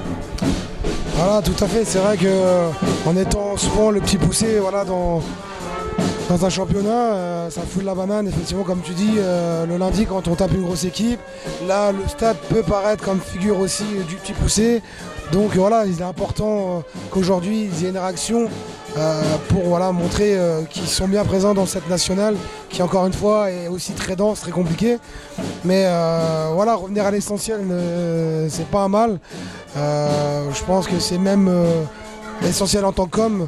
On ne peut pas tous être professionnels et d'avoir à côté un équilibre avec un travail. Ça permet aussi de garder les pieds sur terre. Donc le stade est en construction avec un effectif plus actif. Du côté de Mâcon, je pense que c'est quand même aussi du moins un peu la même chose. On ne sait pas tout. Mais c'est vrai que c'est toujours plaisant de gagner les grosses équipes, sachant qu'on enchaîne plus de 60 heures des fois entre le travail et les entraînements au long de la semaine. Et comme on dit, à nuit, à un moment donné, il faut se payer. Ah, exactement, il faut se payer. Alors mon petit Régis, on peut parler de la Fédéral 1 parce qu'on est vraiment dans un temps faible là. Là les 2 équipes enchaînent mêlée, touche, mêlée. Là il y a un retour du vestiaire qui est compliqué pour les 2 équipes. Oui, je pense que Mâcon n'a pas intérêt à mettre du rythme au match. Il mène 10-0. Et le stade n'arrive pas à avoir des lancements assez propres pour mettre la main sur le ballon. Donc oui, on assiste à un jeu assez minimaliste. Et c'est vrai que l'intensité a peut-être un peu baissé. Mais il y a eu des changements faits par les 2 coachs des 2 côtés. Et du coup, peut-être qu'on va revoir 2 ou 3 trucs bien sympas. Enfin voilà, vous voyez. Voilà. Je pense que le stade va compter sur sa puissance. Là pour eux il est important d'aller retourner jouer chez les Mâconnais. Ils ont du temps encore, il ne faut pas jouer dans son camp. Là il faut stratégiquement jouer là-bas. Parce que là il va y avoir des erreurs. Voilà, putain, il ne faut pas qu'ils jouent. Il va y avoir des erreurs. Et on devrait voir des trucs des fois qui comme des situations comme celle-ci qui devraient être des coups du sort dans le match et faire tourner pencher la balance d'un côté ou de l'autre, quoi. Donc comme depuis le début du match là, la moindre erreur elle se paye cash. Hein, voilà. Alors belle montée défensive de Pierre-Alexis Magne. Pierre-Alexis Magne qui était à Beaune l'année dernière et qui connaît bien cette National 2. Dijon a su profiter voilà, de renforts de qualité. Et Pierre-Alexis en est un entre autres. Il apporte au niveau du jeu aérien. Regardez encore lui. Non c'est pas lui qui saute, c'était Cèdre. Mais au niveau du jeu aérien il apporte énormément. En défense aussi. C'est un sécateur en défense. En attaque il est toujours dans l'alignement. Enfin c'est vraiment la bonne pioche pour cette Dijonnais. Hein. Bah oui, les malheurs de Beaune dont on a aussi profité. Hein, voilà, nous, c'est regrettable évidemment pour le rugby bourguignon et puis pour la ville, pour le club de Beaune, ça c'est sûr. Et Pierre-Alexis est un joueur, oui, qui est aujourd'hui dans l'effectif dijonnais et plus qu'important. Et le coach d'ailleurs ne se trompe pas trop. On le voit, c'est un fer de lance du pack avec une activité défensive et même offensive assez impressionnante. Donc voilà, c'est le type de joueur oui, qui peuvent lui sur un coup faire basculer un petit peu les choses. Donc il est important dans le collectif dijonnais. On va avoir une belle mêlée j'espère là, où le stade va pouvoir lancer le jeu. Même si les conditions, comme on le répète, sont pas idéales pour ça. Alors déjà, il va falloir conserver la balle là, arriver à conserver la mêlée, et ça va pas être simple. Voilà, aïe, pénalité.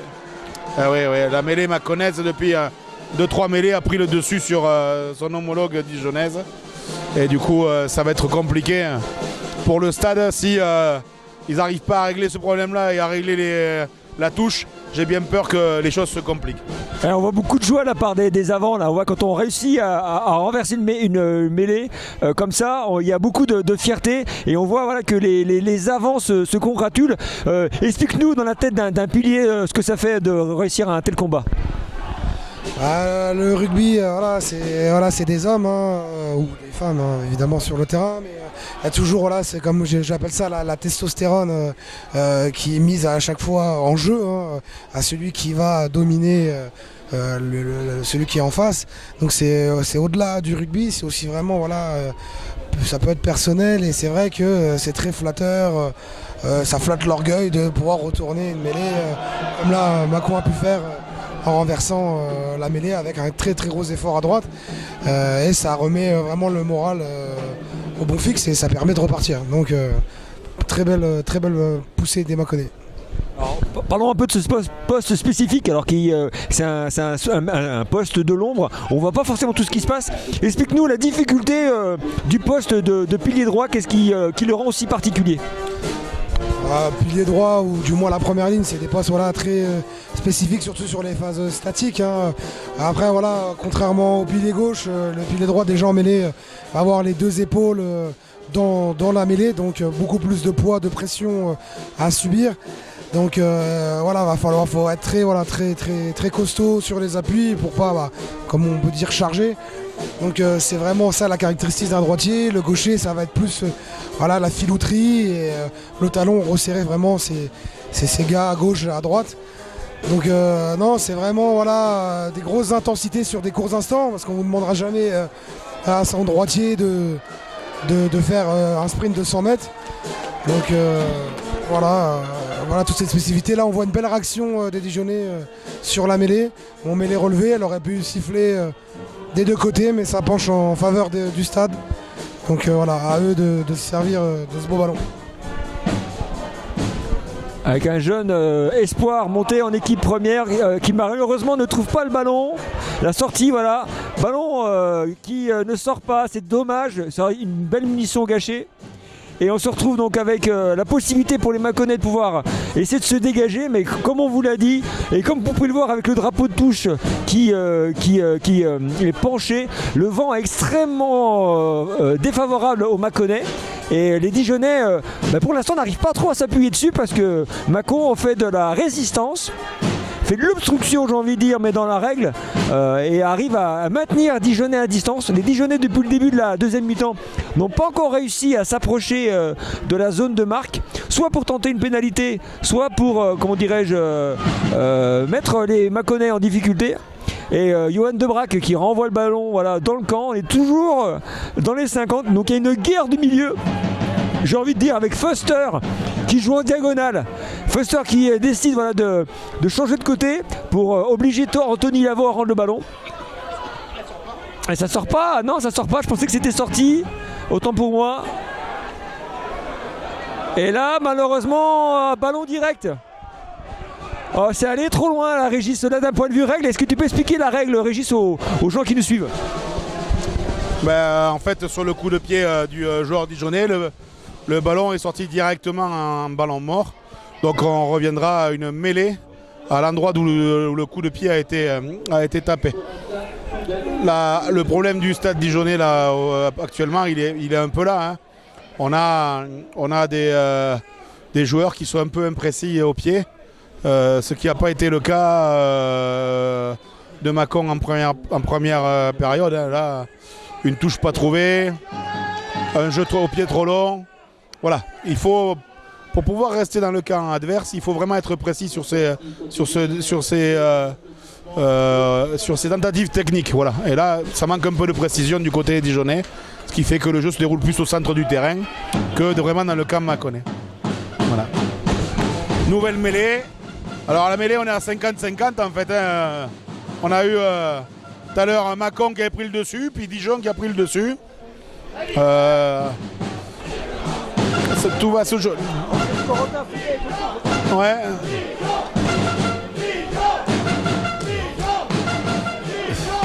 C'est pas facile là.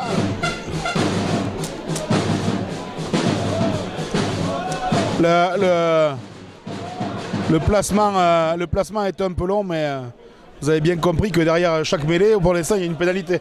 Donc c'est une phase primordiale. Alors comme Lorenzo l'a expliqué très bien, le poste de pilier droit aujourd'hui, il est crucial pour tenir cet édifice et surtout pour faire de la mêlée scalée. Ça reste l'essence même de notre jeu et de notre sport. C'est une lutte collective que les hommes forts comme les piliers et les talonneurs doivent mener et endurer en même temps.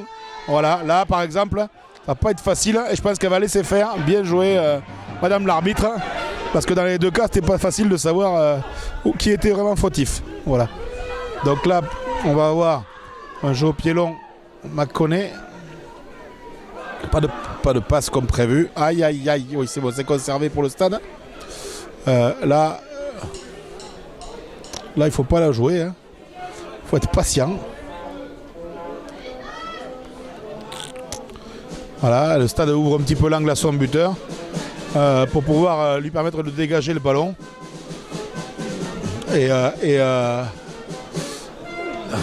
Voilà, un jeu au pied très très long qui permet d'inverser la pression. Alors celui de Mâcon va être beaucoup moins long, hein. Il va revenir un peu sur lui-même avec un ballon qui tourne allez derrière. Hein. Oh, il a sifflé en avant. Non, voilà. Donc mêlée pour Mâcon à 23 mètres de la ligne dijonnaise. C'est les imprécisions qui font la différence.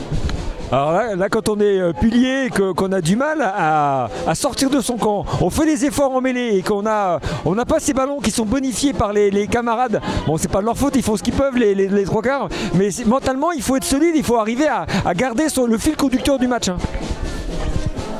C'est ça, comme tu dis, il faut garder le fil conducteur du match. De toute façon, voilà, on est là, on sait que c'est dur, on est lourd à se déplacer, on est plus lourd que les autres, mais voilà, faut garder ce rythme, voilà, profiter des temps morts pour souffler un bon coup, rester concentré. En parlant de temps mort, qu'est-ce qui se passe dans la tête des piliers là, on se toise, il y a des attitudes. Là, quand on est face à face et qu'on attend l'introduction, qu'est-ce qui se passe dans la tête des piliers? Est-ce qu'il y a un petit peu de duel psychologique? Bien sûr, il y a toujours un duel psychologique. Soit on décide d'affronter par des regards, soit voilà. La tension sur les phases de jeu en mêlée, elle est toujours présente parce que c'est une rampe de lancement qui est tellement importante en Fédéral 1, en National, Pro D2, Top 14, tout ce que vous voulez. Pas en Fédéral 2 parce que c'est limité, mais on peut gagner perdre un match sur cette phase de jeu qui est une des plus importantes. Donc à chaque fois à ce point de rencontre, il y a un rendez-vous et voilà, il faut toujours y répondre du mieux qu'on peut, même si voilà, par moments c'est difficile. Là il y a encore une belle réaction du stade voilà, qui réagit, qui a réaction sur les mêlées. Mais malgré tout, voilà, Mâcon qui arrive quand même à sortir son épingle du jeu et mettre de l'avancée. Donc quand les temps sont durs, comme on dit, il faut serrer les coudes et voilà, prendre un second souffle et continuer à se battre, parce que c'est un sport de combat, il ne faut pas l'oublier aussi, à se battre mentalement, physiquement et rien lâcher jusqu'au bout. Voilà, du 1 au 23. Alors la Régis, on voit que c'est minimaliste du côté mâconnais, un coup à droite, un coup à gauche. Le jeu est très restrictif, mais l'idée c'est de conserver, j'imagine. De conserver, de pouvoir avancer sur les impacts.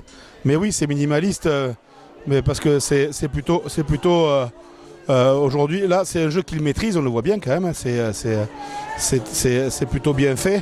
Je crois que c'est la première fois que un ailier touche le ballon dans le jeu. Voilà, ballon perdu. Avec les conditions aujourd'hui, l'attaque elle est toujours un peu en difficulté par rapport à la défense. Donc le jeu peut-être était minimaliste, mais il était plus efficace que d'écarter le ballon. Donc c'était au départ plutôt bien maîtrisé. Je pense qu'ils espéraient une pénalité sur le petit jeu qu'ils n'ont pas obtenu. Et voilà, mais les conditions météo se sont un petit peu calmées, j'ai l'impression. Le vent est un peu moins fort. Il pleut plus.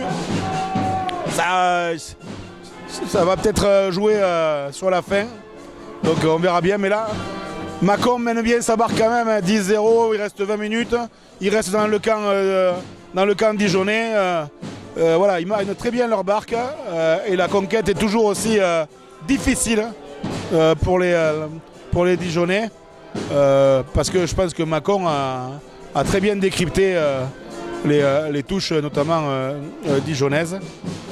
Et du coup, on voit que là, ils monopolisent le ballon en fait. C'est ça qui est difficile pour les Dijonnais. Pour aller jouer chez l'adversaire, il faut avoir la balle. Et là, ils l'ont plus du tout. Donc c'est compliqué. Hormis sur des petites erreurs peut-être. Voilà. Non, le ballon n'est pas sorti directement. Voilà, en tout cas, sur la maîtrise du jeu, Mâcon reste clinique comme il a été en première mi-temps. C'est sûr que c'est pas flamboyant, mais aujourd'hui, il faut gagner à l'extérieur pour eux, point barre. Et là, ils mènent bien leur barque. Lorenzo, on va décrire cette touche. Donc là, on est à hauteur voilà, des 30 mètres de Dijon. Lancement pour Dijon. L'arbitre, cafouillage. Cafouillage au niveau de la touche. Je pense qu'elle va être à relancer. Effectivement, voilà, la touche va être rejouée pour le stade. Et comme a pu le dire Régis, effectivement, le temps s'est calmé.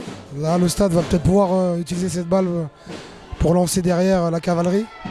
Un beau ball porté. Donc qui avance. Et voilà, dans ces conditions, il faut éviter voilà, de se faire contrer. Voilà. Une balle certainement rendue à Mâcon voilà, qui a réussi à rendre stérile cette avancée dijonnaise. Au niveau de la règle, la particularité quand c'est des ballons portés, c'est de ne pas être hors jeu quand on est en défense. Est-ce que tu peux expliquer quelle est la stratégie en défense sur ce type de ballon ? Alors il y a plusieurs choses à savoir voilà, sur ces ballons portés, c'est que déjà voilà, on ne peut pas les écrouler, on est obligé de les défendre debout. Donc il y a différentes stratégies qui peuvent être mises en place pour contrer ça. Et voilà, dès qu'un maul n'avance plus ou alors que la balle n'est plus jouable, on rend en possession à l'équipe adverse car voilà, le ballon n'est pas jouable. Donc c'est vraiment voilà, quand même une phase assez stratégique, les mauls portés. Et pour revenir sur leur jeu, voilà, c'est comme sur la mêlée, sur les rucks, c'est les derniers pieds des défenseurs qui font la ligne et à l'intérieur, voilà, on peut intervenir dans l'axe à souhait pour contrer les mauls. Mais on ne peut pas intervenir sur les côtés. Donc là, une mêlée du coup est en faveur de Mâcon qui a récupéré du coup la possession. Depuis le début, voilà, ces mêlées sont un coup pour l'un, un coup pour l'autre. Là, on voit que voilà, Mâcon fait l'effort à gauche. Ils ont pu récupérer la balle et avancer. Les avants sont au travail. Là, le jeu au pied décidé, très beau coup de pied voilà, qui aurait pu être dangereux. le stade qui se dégage. Mâcon peut être à la relance et décide à son tour voilà, d'user du jeu au pied. L'arbitre dit rien en arrière, le stade dijonnais peut se dégager. Il faut monter fort en ligne. On voit que là, voilà, effectivement, l'intensité a baissé. En même temps, les conditions sur un terrain, comme on peut voir, très gras, peuvent très vite fatiguer. Donc là, voilà, il va nous rester 15 minutes de jeu où Dijon peut encore revenir. Mais voilà, il va falloir passer la seconde. Sinon, comme aussi a pu évoquer Régis, Mâcon mène très bien sa barque et repartira avec les 4 points de l'extérieur, en privant le stade d'un bonus défensif. Alors, quand on parle de ballon porté, moi je suis étonné, Régis, j'ai pas vu beaucoup de ballons portés. Ça aurait pu être une arme vu les conditions météo de qualité. Pourquoi est-ce qu'on l'a si peu vu aujourd'hui? Alors d'abord, Mâcon a marqué son essai de pénalité là-dessus quand même, faut pas l'oublier. Derrière, on l'a pas vu parce qu'il y a une grosse lutte en l'air. Et du coup, comme il y a lutte en l'air, les ballons ils sont pas assez propres pour pouvoir le faire. Du coup, on a vu des en avant, on a vu des choses comme ça, beaucoup de difficultés. Et puis aujourd'hui, c'est devenu quand même le nouvel lieu d'affrontement assez dur. Je pense que le législateur va bientôt agir. Là, on vient de voir un ballon porté par le stade qui sort pas. Moi, je veux bien, mais il y a des choses. Voilà, là, regardez où est venu le joueur. Là, voilà, il est pénalisé, très bien.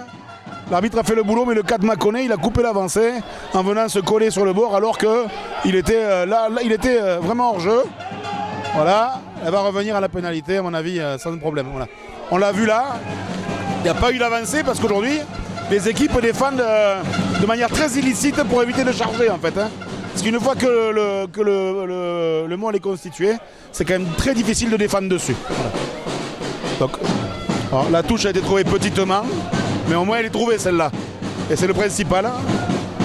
Il faut marquer 2 fois pour revenir, donc il faut être d'abord dans leur camp. Alors, on parle de législateur, c'est la force du rugby d'avoir un sport qui est capable d'adapter sa règle. Parce que d'un côté, les clubs et les sportifs jouent avec la règle et trouvent des failles dans le système. Et on a un système qui s'adapte beaucoup. Donc inconvénient, c'est des fois difficile à lire pour les profanes. Mais je trouve que pour moi, c'est une force d'avoir un sport qui est capable d'évoluer. Oui, il y a une vraie recherche, il y a des vraies réponses, on va dire, à des questionnements faits par les entraîneurs. Les entraîneurs proposent des choses pour des situations. Le législateur essaie de voir si il y a toujours égalité entre l'attaque et la défense par rapport à ces règles-là. Et on a ça comme situation. Aujourd'hui, oui, par contre, on peut tenter des choses, c'est ça qui est bien.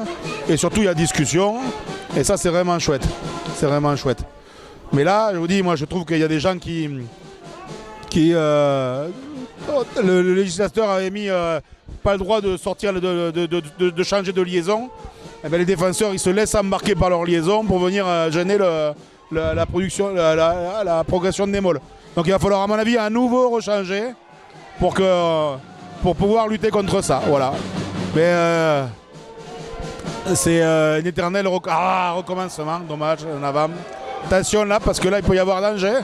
Vraiment sur le ballon de récupération de la part de Mâcon. Voilà, jeu au pied. Ils sont très Ils sont très disciplinés, les Mâconnais. Et il faut faire des erreurs aux stadistes. Et c'est là aujourd'hui que le score se fait. La différence, elle se fait là sur le score. Là. C'est vraiment sur ce fait-là du match que l'on voit la différence. Des joueurs qui sont plus cliniques d'un côté que de l'autre. Beaucoup de fébrilité du côté dijonnais, Lorenzo. Ces ballons, 2 ballons cafouillés. Donc on laisse l'action se jouer et turnover pour les Mâconnais. Un deuxième ballon cafouillé dans le même temps de jeu. C'est dommage. C'est Mâconnais qui jouent à leur rythme, à leur vitesse. Ils jouent vraiment lentement, comme dit Régis, parce qu'ils n'ont pas intérêt à emballer le jeu. Et les Dijonnais qui n'arrivent pas à réciter leur musique. Effectivement, encore une fois, voilà, Mâcon est venu pour prendre les 4 points. Pour le moment, voilà, c'est choses qui sont en train de réussir avec brio. Pour eux, effectivement, pour l'instant, il n'y a pas le feu, donc c'est pas à eux de faire le jeu. Effectivement, et on voit quand même un stade très fébrile qui succède à 2 en avant coup sur coup, qui les ramène sur leurs 30 mètres, qui peut cela de soi être très dangereux pour eux sur sur ce qui est à suivre. Donc là, on voit mêlée pour Mâcon, ça se relève encore une fois. Tout au long de la partie, ça a été très compliqué d'arbitrer ce secteur de jeu, encore une fois. Ce qui est terrible, Lorenzo, c'est qu'une fois de plus, les Dijonais ont le vent pour eux, mais on est encore dans leur 22. On n'a encore pas eu d'action et de ballon de qualité en deuxième mi-temps pour les Dijon en zone de marque. C'est effrayant pour la suite du match. Hein. Effectivement, on aurait pu penser que le stade aurait vraiment occupé la partie de Mâcon en arrosant les latéraux, pardon, mais on voit que les touches ne sont pas trouvées parce qu'effectivement il y a aussi ça, des longs dégagements, mais les touches pas trouvées, ce qui fait que Mâcon a toujours eu ses ballons de relance, et là encore une fois on est dans le camp dijonnais alors que la tendance devrait être à l'inverse. On peut dire que les deux équipes font un match costaud, le stade d'autant plus parce que il affronte une tête de série, mais on peut avoir beaucoup de regrets à la fin de ce match si le score n'évolue pas, car il y avait la place de faire beaucoup plus, surtout avec ce vent dans le dos, et qui à l'heure actuelle nous montre encore, nous prouve que le stade est encore dans ses 30 et n'arrive pas à s'en sortir. Là, il va falloir vraiment qu'ils réagissent très très rapidement. À 9 minutes de la fin, on ne peut plus se permettre ce type d'erreur. En Régis, on est à Bourriot, un stade de rugby mythique pour la Bourgogne-Franche-Comté, un stade à l'anglaise avec les joueurs très proches des supporters. On n'a envie que d'une chose, c'est que ce stade Bourriot s'enflamme tant c'est la fête quand le public est en harmonie avec son équipe, et malheureusement les supporters n'ont rien à se mettre sous la dent. Hein. Ouais, alors c'est vrai qu'aujourd'hui le spectacle n'est pas au rendez-vous, mais bon, les conditions, on l'a dit, c'est particulier. On dit, la deuxième mi-temps, elle aurait dû être en faveur du stade sans ces erreurs techniques réalisées. Et face à une équipe, une machine comme l'AS Mâcon, là, c'est compliqué de rivaliser quand on fait ces erreurs-là. Voilà, eux, les sorties sont propres, les phases de conservation sont bonnes. Il peut y avoir eu quelques en avant aussi, mais c'était tout le temps en tout cas très très. Et là on les voit avancer fort dans les 22. Il y a une petite erreur. Ah, c'est une bonne nouvelle. Une bonne nouvelle pour le stade dijonnais, comme quoi eux aussi peuvent en faire. Mais eux ils sont pas dans leur camp quand ils les font. C'est là la différence aujourd'hui. Hein, voilà. Au revoir monsieur Colère. À demain. Alors Régis, on a vu qu'il y a eu pas mal de turnover avec le retour de Yann Debrac, le duit d'ouverture qui est revenu à la charnière, rentrée de Corentin Foubet. On ne peut pas présenter un match du Stade Dijonnais sans parler de l'icône de ce club qui est Kiki Amiot, Kevin Amiot, qui est rentré là, qu'on voit le joueur casqué avec le numéro 20. Kiki, c'est un joueur mythique, c'est un leader de combat, un leader de vestiaire, c'est un joueur que tout entraîneur, tout coach rêve d'avoir dans son équipe. Ça c'est sûr, Kéké c'est un formidable joueur de rugby tout d'abord. Ça c'est la première chose. Deuxième chose, c'est un garçon d'une fidélité quand même incroyable. Il a toujours été là pour son club dans les moments les plus difficiles. Il a donné son corps au rugby, hein, Kéké, donc son âme et son cœur au Stade Dijonnais. Et c'est un vrai plaisir d'entraîner un garçon comme ça, j'imagine. J'ai pas eu cette chance-là, je le regrette. Chez les jeunes un peu, mais voilà. Mais c'est un leader de tout. Et c'est un garçon d'une abnégation terrible, qui se battra jusqu'au bout. Lui, on est tranquille là-dessus. Le stade sait qu'il peut compter sur lui jusqu'à la dernière minute de la saison. Ce garçon-là est exemplaire et mériterait un jour de pouvoir profiter de choses quoi, dans son club. Voilà, j'espère pour lui que ça va arriver. Là pour l'instant il va faire ce qu'il aime, ce qu'il adore, c'est ferrailler. Il va beaucoup ferrailler jusqu'au bout. On a vu la différence, hein, vous avez vu là. Aïe aïe aïe aïe. On a vu la différence. Pénalité pour Dijon, touche pas trouvée. Derrière Mâcon avance et jeu au pied qui met Dijon en pression sur ses 5 mètres. Voilà, c'est aujourd'hui, je vous dis, pour moi, la grosse différence entre les deux équipes. péché de gourmandise, Lorenzo, là, sur ce coup de pied, selon toi, ou le vent qui va jouer des tours au buteur? Là, Macron a très bien joué le coup, hein, forte avancée. Ça leur permet d'occuper encore une fois le camp dijonnais à 5 minutes de la fin. Mais c'était pas un grand risque de pouvoir occuper de cette façon-là le camp. Une touche qui, depuis le début, sont très bataillés. Donc encore une fois, là on va le voir, mais ça peut être aussi en leur faveur. Donc là, c'est le stade qui va relancer encore de Ben Nem, toujours présent sur le terrain, qui permet de relancer le jeu.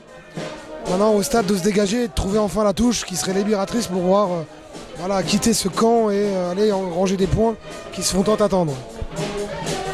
Donc on passe par un jeu d'avant pour peut-être ouvrir le pied à leur numéro 10, ou alors que le numéro 9 prend à son compte le dégagement. Voilà, chose qui va être faite. Un très long jeu au pied, très long jeu au pied. Forte montée de Dijon qui met vraiment toutes ses dernières forces dans cette montée à 5 minutes de la fin. Voilà, petite touche du coup, ça oblige Macron à trouver une petite touche, et là enfin le stade peut enfin attaquer, avoir une balle pour être dangereux dans ces dernières minutes et aller chercher un point défensif. Donc là la touche se prépare, là elle est très importante, donc à eux de vraiment trouver la bonne combinaison. On voit que des joueurs sont toujours encore sur le prêt, hein. On voit Jérémy Becasso qui aura fait vraiment toute la partie. Tous les remplacements n'ont pas encore été effectués. Choix stratégique ou non, ça reste les choix des entraîneurs. Mais là, là c'est le moment de Dijon pour aller chercher quelques points. Voilà, très belle touche, très bien captée, un Maul est formé. Macron à la descente, très fort en bas. Le ballon va devoir sortir au risque que le stade le perde encore une fois. Belle avancée collective. On voit que 2 joueurs ont pu s'extraire, donc là le Maul est fini. Et on va pouvoir repartir sur un jeu d'avant avant de pouvoir peut-être accélérer derrière.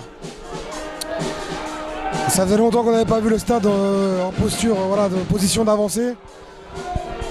Voilà, à eux de faire attention aux petites fautes de main pour pouvoir mettre en danger cette défense maconnaise qui est en place depuis le début du match. Ça serait mérité d'aller chercher quand même ces points qui leur manquent tant. Jusqu'à la fin, c'est vrai qu'un derby c'est quand même un contexte assez particulier, hein. Au-delà du championnat, il y a vraiment ce souhait de le remporter. Et là on voit que ça a été vraiment très équilibré des deux côtés. Et c'est vraiment quelques petites erreurs qui ont fait que le stade n'a pas su tirer son épingle du jeu. Régis, est-ce qu'on rend pas trop vite le ballon là? C'est dommage là, on était dans les 22, première fois qu'on a la possibilité donc d'inquiéter les Mâconnais, et là on rend le ballon au jeu au pied. Est-ce que c'est pas un peu un aveu d'impuissance? À partir du moment où vous voulez l'écarter, ce ballon, et en étant sous nombre, c'est vrai que le jeu au pied, il n'y a pas trop d'autres choix. Je pense que les joueurs du stade ont consommé beaucoup de joueurs sur le petit jeu là. Il fallait sûrement avoir encore de la patience, un peu plus de patience. Mais je pense que les organismes commencent à être vraiment lourds, hein. On arrive à la fin là. Et il a fallu batailler rude tout le match. Donc effectivement, c'est difficile aujourd'hui pour eux. Et là, je pense qu'il va y avoir un lancement pour le stade intéressant. On va voir ce que ça peut donner. Ce serait bien, alors ça va être compliqué là, mais ce serait bien qu'ils puissent ramener quelque chose, parce que hormis ces imprécisions, je trouve qu'il faut un match plein de cœur, hein, les Dijonnais, donc c'est dommage. On l'a vu là, la dernière sortie de camp était très très bien réalisée. De suite, ils mettent la pression de les Mâconnais dans leur camp. C'est ce qu'il aurait fallu réaliser sur cette deuxième mi-temps et qu'ils ont peiné à faire. Mais là, ils ont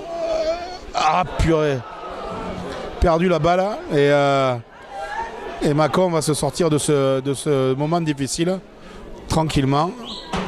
Eux, ils ont manqué un peu de patience là à nouveau, hein, à mon avis, hein. Moi, je pense qu'il aurait fallu attendre un peu plus, parce que à moins qu'ils arrivent à mettre une forte pression. Elle est là. La balle est conservée, je pense, par les Dijonnais. Elle est peut-être bonne à jouer. Joue. Aïe, aïe, aïe, aïe. Elle aurait été bonne à jouer à mon avis. Là par contre elle va être injouable vu l'état du ballon. avec Keke comme d'habitude à la faire de lance. Encore. Joueur arrêté. Les sauter, c'est compliqué. Hein. Là, ça va être difficile. Le stade joue en reculant. Et le temps est terminé. Donc, il faut faire attention à rendre ses ballons au pied. Voilà. Oula. Petite chute. Donc, là, ils sont tous hors jeu. Là, Oh! Ils sont... Aïe, aïe, aïe, aïe. Là, les joueurs ne trouvent pas le ballon, ne voient pas le ballon. Ah, pénalité, oui. Faut la jouer, je crois. Faut la jouer. Faut la mettre au pied là-bas. Là-bas, au fond, là-bas. Non, pas là. C'est quand même terrible hein, de... Voilà. Bon, elle va sortir, c'est sûr. Hein. Mais par contre, de l'autre côté, le vent, il vient comme ça et elle vous porte, quoi. Donc voilà. Écoutez, voilà. En tout cas, le ballon est sorti. Il va y avoir un dernier lancement. Une dernière chance pour le Stade Dijonnais de ramener quelque chose de ce match-là. Et ce serait franchement pas démérité. Hein. Franchement pas démérité. Même si Mâcon n'a pas volé sa victoire et a conduit son match comme il l'entendait. Il a construit son match comme il fallait le construire, à l'extérieur, dans des conditions comme celle-ci. Voilà. Donc félicitations à eux déjà. Mais j'aimerais bien que le stade ramène quelque chose parce qu'il mérite un peu. Voilà. Donc on va voir si ça va être possible. Il faut assurer le lancement déjà. C'est toujours le même hein, depuis tout à l'heure. Ça fait 4 fois qu'il faut la même touche. 4 fois que... Alors il va essayer de faire comme un Mâcon en étant plus loin. On va essayer d'avancer. Et de porter le ballon, de faire avancer. Avec un 3/4 qui s'est mis je crois dans la zone de combat. Dans le ruck. Voilà. Allez, Keke s'il pouvait se relever.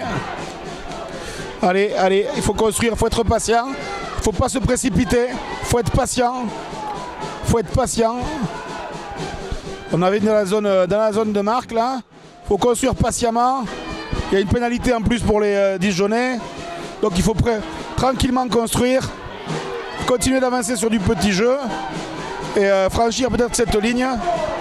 Ils sont à moins de 5 mètres maintenant. Il ne faut pas écarter les ballons pour l'instant. Il faut rester dans cette zone-là. Apporter un soutien très proche au porteur de balle pour conserver.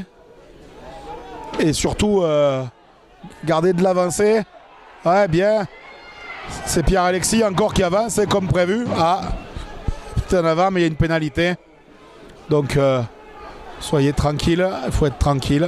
Voilà. Ouais. Oh, bah, de toute façon, là, tu peux pas prendre les points, ça sert à rien. Ah non, moins 7, t'as plus de bonus. Hein. Non, moins 7, il n'y a pas de bonus. Hein. C'est moins 6. Ouais, donc voilà. Donc, à mon avis, ah ben si, ah ben ils les prennent. Alors peut-être que ce soit moins 7, ou alors il reste encore du temps, je sais pas. Non, à mon avis, c'est. Ah, c'est peut-être moins 7. C'est peut-être moins 7. Là, je t'avoue que tu me poses une colle. Moi, je crois que c'était moins 6 même pour nous. Donc, c'était moins 7, moi, tu vois. D'accord. C'est pour ça que je pense que là, on va prendre les 3 points. Hein. Mais je crois pas. Moi, je pense qu'il va y avoir une drôle d'idée. Mais bon, après, c'est eux qui ils sont plus au courant que moi du règlement. Mais il me semblait que c'était moins 6. Même pour eux. Parce que comme ils sont... Voilà. C'est la fin du match. Fin du match. Victoire logique, je vais dire. Victoire logique. J'espère que cette histoire de bonus est réelle pour eux, j'espère. Voilà, parce que ce serait mérité. Il n'y a pas 10 points de différence entre les deux équipes ce soir. Il y a une équipe plus clinique que l'autre. Il mérite de prendre au moins un point. Eh ben c'est sur ce score de 10-3 que Mâcon l'emporte dans le derby de la Bourgogne de National 2 de cette 10e journée. Donc Mâcon victorieux dans ce derby sur un match marqué bien sûr par les conditions météo qui étaient extrêmement compliquées. Je tiens à remercier mes deux co-commentateurs. Merci Lorenzo, j'espère que tu as passé un bon moment. Merci d'avoir passé ce moment avec nous. Ah, je te remercie Claude, c'était génial. Voilà, j'étais dans le coin et tu as bien fait de me solliciter. C'est toujours un plaisir voilà, de venir voir un match de la région, de deux clubs du coin. Surtout à ce niveau-là, on a cette chance. Donc non, merci encore, c'était top. Parfait. Régis, merci beaucoup d'avoir participé aussi aux commentaires de cette rencontre. Rendez-vous demain, toi, pour le NUL Saint-Georges, pour un match de Fédéral 1 face au PUC, un match important également pour vous. Un match primordial, oui. Merci à toi de l'invitation. C'était très agréable. C'était une première, donc c'était plutôt sympa. Oui, demain, on reçoit le PUC et j'espère que le temps nous permettra avoir un peu plus de jeu que ce qu'on a eu ce soir. Mais la victoire est obligatoire, ça c'est sûr. Merci à vous, je souhaite à toutes et à toutes une bonne soirée et puis pour ce grand format donc spécial en direct en différé du stade dijonnais. Merci.